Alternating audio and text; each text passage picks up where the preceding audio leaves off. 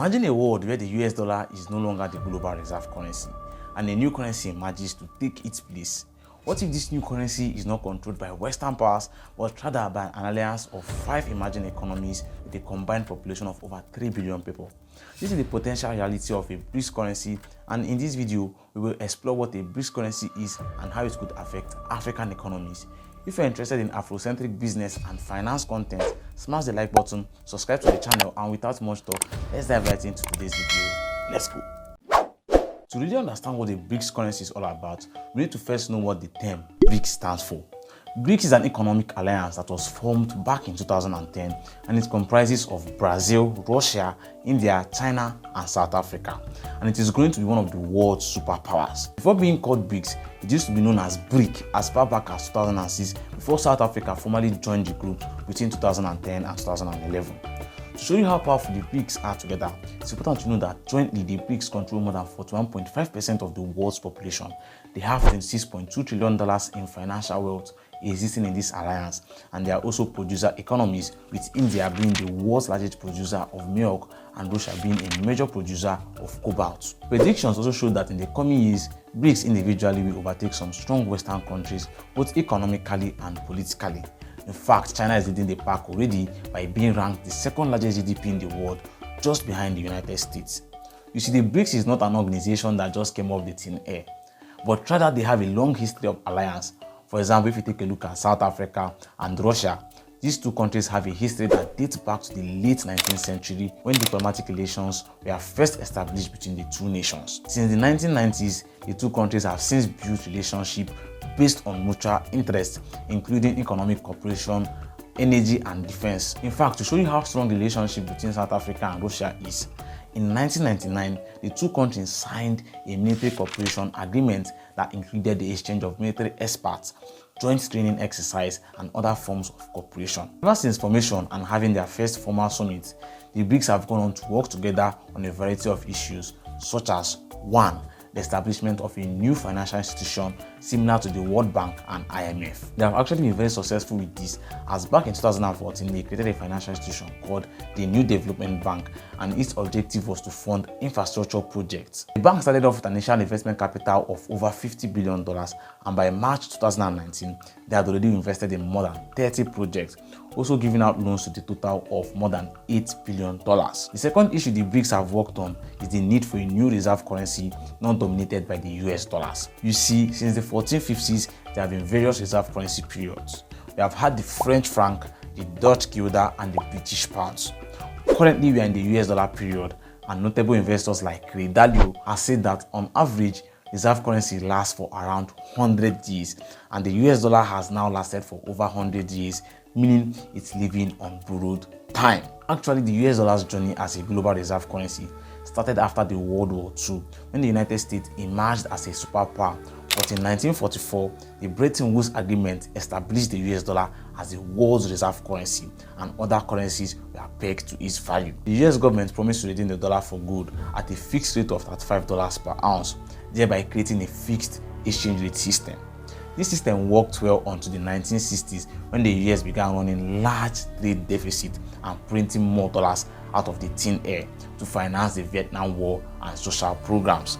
This then made foreign governments to start accumulating large dollar reserves, which in turn made the fixed exchange rate system to become strained. Finally, in 1971, after former US President Nixon realized that it would be of more economic benefit to the United States if the dollar was no longer pegged to the gold at a fixed rate, he went on to announce that the US would no longer redeem dollar for gold, effectively ending the Bretton Woods system and creating a floating exchange rate system. After making this announcement, President Nixon, in a strategic move to maintain the status that the US dollar had as a global reserve currency, went on to sign a deal with Saudi Arabia to denominate the country's oil sale with the US dollar, and in exchange, the US will provide military protection to Saudi Arabia and other Gulf countries. This resulted in the creation of what we call the petrodollar, which is like the sales of oil using the dollars. With the United States and Saudi Arabia being two of some of the biggest oil producing countries, the dollar was now the reserve currency for oil transactions. Now, with oil being a necessary raw material to run any economy on earth,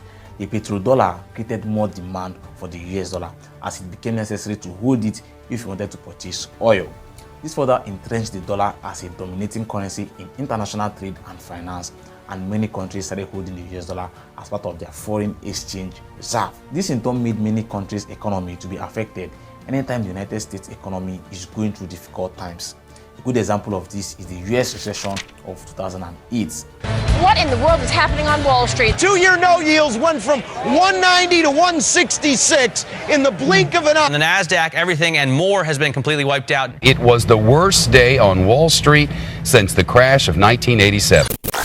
This particular recession caused a severe decline in global trade and investment, leading to a recession in many other countries. BRICS nations, in particular Brazil, China, and India, experienced a decline in their economy and rising unemployment. Having learned a big lesson from the past, BRICS nations are now working together to challenge the US dollar dominance. China, for example, has become the world's largest exporter and has made the effort to internationalize its currency, the yuan, by promoting its use in trade settlements and establishing currency swap agreements with other countries, including our dear country, Nigeria. Other BRICS nations have also made efforts to reduce their dependence on the US dollar.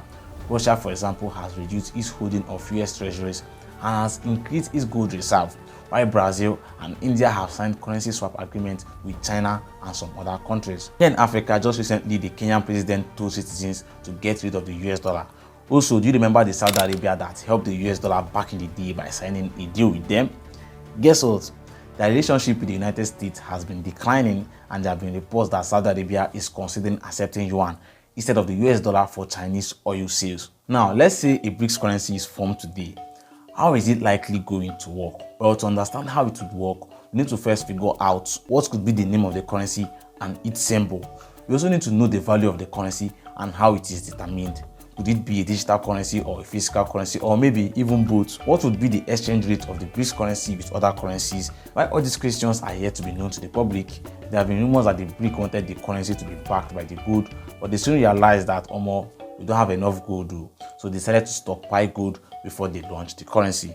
There are also reports that the new currency will be based on a basket of the currencies of the 5 nation blocks. This in fact was according to a statement by Pavel Yanazev, the deputy director of the Russian Foreign Ministry Foreign Policy Planning Department. Though there are still a lot of mystery regarding to how a BRICS currency would work, one thing is for sure: a BRICS currency would likely function as an alternative to existing global reserve currencies like the US dollar. It would be used for trade settlements, investment, and as a store of value. Now, even though I've just mentioned that there are a lot of mystery regarding the functionality of the BRICS currency, we have one major question to answer, which is how could the currency affect we, the people of Africa? Are there any advantages or disadvantages for us? Well, there is a high possibility that if a BRICS currency is created today, African central banks may choose to hold it as a reserve currency, which could reduce their economic reliance on the US dollar and other major currencies. But this would largely depend on the stability and credibility of the new currency. Furthermore, China, which is a member of the BRICS, is Africa's biggest bilateral lender, holding over $73 billion of Africa's debt in 2020 and almost $9 billion of private debt. So there is a high chance that if a BRICS currency is created today, African countries looking to borrow money from China will be needing to adopt the new currency. Overall, the creation of the BRICS could offer African countries with benefits such as reducing their dependence on the US dollar while also promoting a greater economic integration and stability.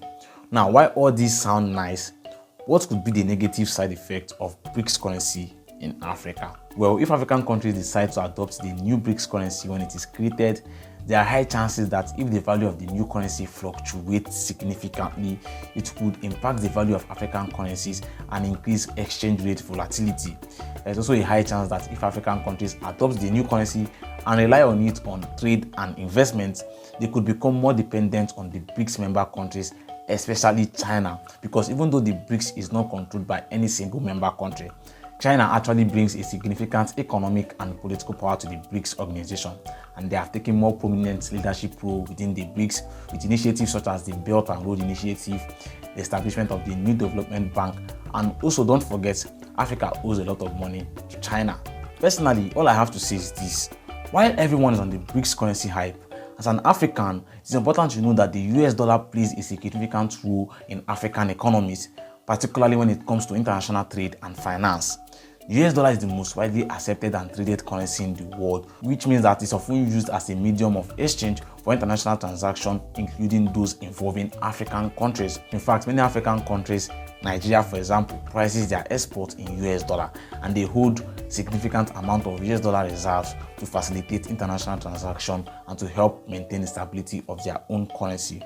So this would make switching to the Brics currency very, very difficult. Furthermore, the US dollar is often used as a reference currency for exchange rates, which means that the value of African currencies is often expressed in relations to the US dollar. In Nigeria, for example, rarely would you see anyone check for the value of the naira against the pounds. It's mostly the naira against the US dollar. This has made the US dollar a critical benchmark for many African economies.